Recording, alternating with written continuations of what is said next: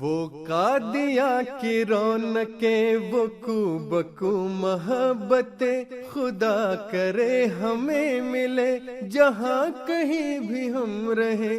وہ قادیاں کی رونقیں، وہ وقت تھا وقت مسیحا، نہ کسی اور کا وقت۔ میں نہ آتا تو کوئی اور ہی آیا ہوتا۔